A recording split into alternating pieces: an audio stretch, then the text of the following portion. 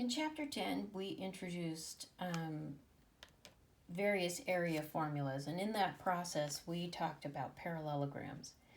A parallelogram is any four-sided figure that has two pairs of parallel lines, that are parallel. A rectangle is a special parallelogram. It is a subset of parallelograms. It's still a parallelogram, but we gave it its own name because it's special. It has two pairs of parallel lines and four right angles, perfectly right angles. But it's still a parallelogram. Squares are special rectangles, which are special parallelograms. So a square is a parallelogram. It's special and gets its own name because it has two pairs of parallel lines, four right angles, and all sides are the same length.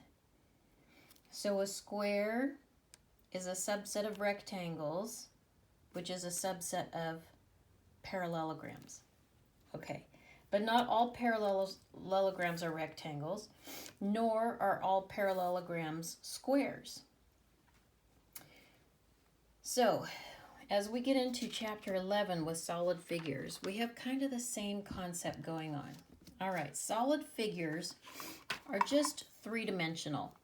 They hold air, they hold water, they have space. They're 3D. They're not flat like this paper.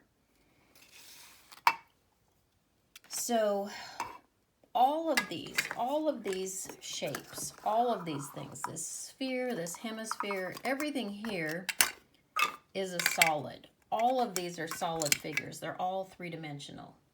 However, once again, we have special solid figures. Some of them are called polyhedrons. Some examples of polyhedrons are pyramids.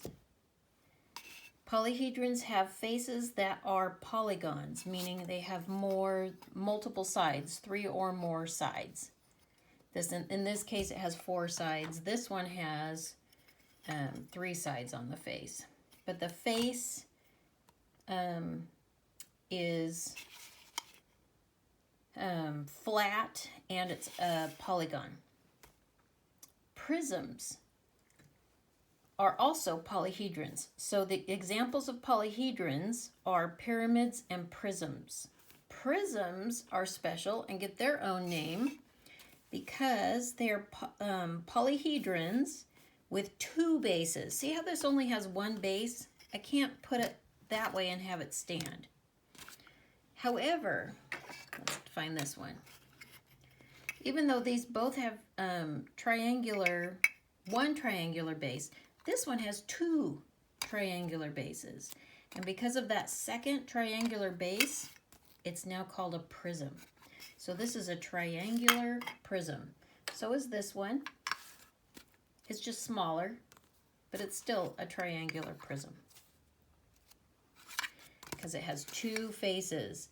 Here we have a rectangular prism. So it has at least two bases.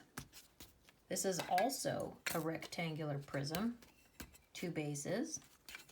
This happens to be a special rectangular prism. We call this one a cube because all the sides are the same. It's like a piece of dice. All right, so let's categorize these things that I have here. So some examples. A cone, oops, that just fell off. A cone is a solid figure, but it's not a polyhedron or a prism. A sphere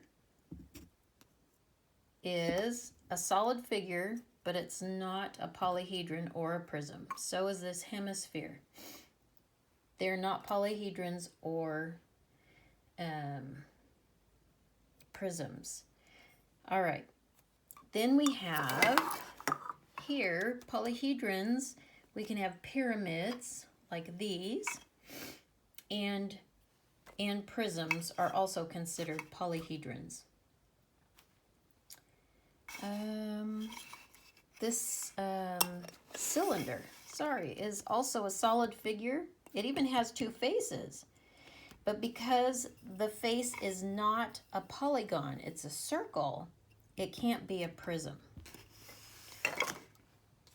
All right, and finally, we have our prisms. We have triangular prisms, rectangular prisms, and cubes. And those are our prisms, which are a subset of polyhedrons. Polyhedrons are a subset of solid figures. Okay, I just wanted to introduce this concept because we'll be using this vocabulary extensively throughout chapter 11. So I wanted you to know what we're talking about.